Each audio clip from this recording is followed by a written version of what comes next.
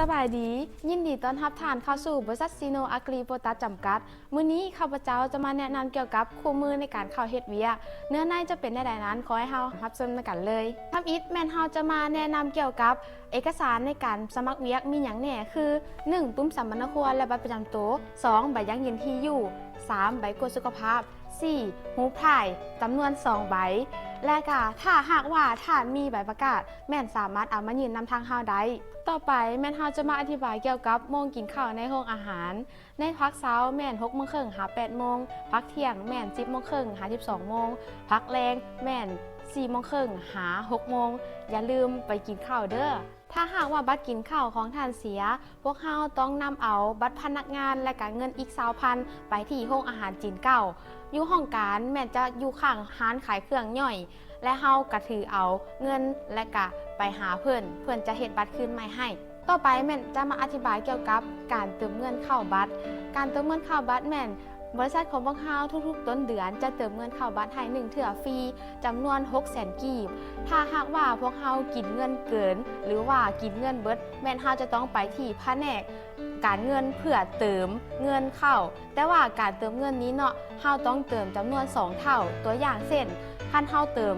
100,000แต่ว่าเงินในบัตรแม่นจะได้แต่ 50,000 กีบเพราะฉะนั้นพวกเฮาพากันบ่ต้องฟุ่มเฟือยและก็ใช้อย่างสมเหตุสมผลเด้อในภาคต่อไปพวกเฮาจะมาอธิบายเกี่ยวกับแผนกต่างๆในการพัวพันเวียกซึ่งแผนกต่างๆหลักๆแม่นมี3แผนกคือ1แผนกบุคลากรแผนกบุคลากรมี2ห้องการคือ1ห้องการรับสมัครพนักงานคนลาวอยู่ที่ตึกชั้นเดียวห้องที่5 2แม่นแผนกเกี่ยวกับพัวพันเวียกงานทั่วไปคืออยู่ตึก3ชั้นอยู่ชั้นที่1ห้อง103และ104แผนกบุคลากรสามารถสอนอย่างทันได้แน่คือ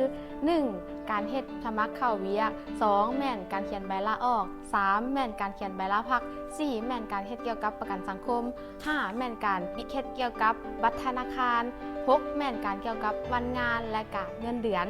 ต่อไปแม่นแผนกคุ้มครองสังรวมแผนกคุ้มครองสังรวมแม่นตั้งอยู่ที่ตึกห้องการตึก3ชั้นชั้นที่2ห้อง202หา204โมงเข้าการแม่น 7:30 นหา 11:30 นตอนเที่ยงแม่น 1:30 นหา 5:30 นแผนกคุ้มครองสังรวมสามารถสอนอย่างเฮาได้แน่คือ1เกี่ยวกับคุ้มครองหอพัก2เกี่ยวกับการส่องแปลงเครื่องใช้ในชีวิตประจำวัน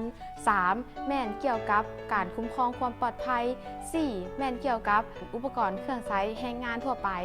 5สุดท้ายแม่นการคุ้มครองรถบริหารต่อไปแม่นแผนกการเงินห้องการเงินแม่นอยู่ตึก3ชั้นที่2จะมีห้องการเดียวที่เป็นประตูสีดำอยู่มุมขวามือ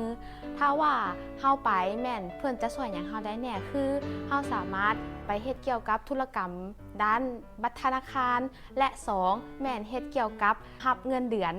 เป็นเงินสดนั่นเองภาคต่อไปแม่นเฮาจะมาอธิบายเกี่ยวกับการขอลาพักและการขอลาออกการขอลาพักแม่นเฮาจะต้องไปหาแผนกของตนเองเพื่อขอใบลาพักหลังจากที่ได้รับอนุญาตจากทางแผนกและก็ทางหัวหน้าตัวเองแล้วและก็เซ็นเรียบร้อยแล้วแม่นให้เอาใบบินนั้นมาส่งให้ที่ทางบุคลากร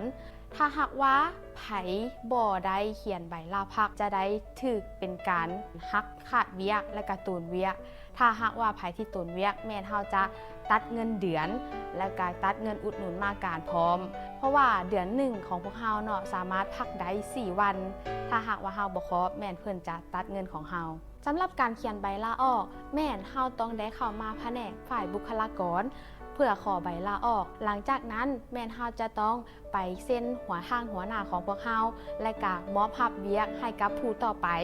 หลังจากนั้นแม่นให้เฮาเอาใบบินมาส่งให้ที่แผนกบุคลากรถ้าหากว่าไผบ่มาเขียนใบลาออกหรือว่าครบก่อน15วันแม่นทางเฮาจะตัดเงิน15วันของท่านที่เฮ็ดเวียกมานั่นสำหรับการจ่ายเงินเดือนบริษัทของพวกเขาทุกๆวันที่10แม่นจะมีการเริ่มจ่ายเงินเดือนเกิดขึ้นทางการเงินแม่นจะเข้าไปธนาคารเพื่อโอนเงินให้กับพนักงานและทางแต่ละแผนกแม่นจะย้ายบินเงินเดือนให้พนักงานเบิ่งก่อนปกติแล้วแม่นทุกๆวันที่10ตอนแรงและก็ทุกๆวันที่11ตอนเช้าแม่นเงินเดือนจะเข้าบัตรแล้วและการจ่ายเงินสดแม่นต้องเบิ่งจากการเงินเพิ่นแจ้งการอีกเทื่อหนึ่ง ถ้ ถ้าหากว่าการจ่ายเงินเดือนแม่นตรงกับวันพักราชการหรือว่าวันพักวันเสาร์วันอาทิตย์แม่นเฮาจะเลื่อนเป็นวันจันทร์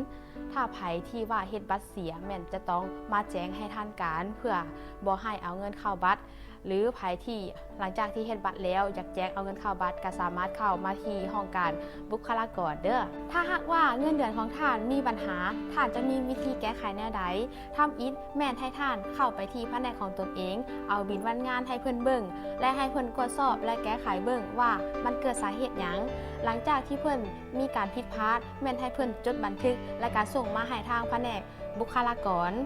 ถ้าหากว่าทางแผนกบ่มีการผิดพลาดใดๆแม่นให้ท่านเข้ามาที่แผนกบุคลากรเพื่อสอบถามและตรวจสอบหลังจากนั้นทางพวกเราจะมีวิธีแก้ไขให้ท่านอย่างแน่นอนถ้าหากว่าปัญหาของท่านที่เสนอไปในแต่ละแผนกนั้นบ่ท่านได้รับการแก้ไขแม่นให้ท่านเข้ามาที่ฝ่ายบุคลากรเพื่อรายงานให้แก่พวกเราและพวกเราจะหาวิธีทางเพื่อแก้ไขปัญหาของท่านให้ได้อย่างแน่นอนขอเข้าใจ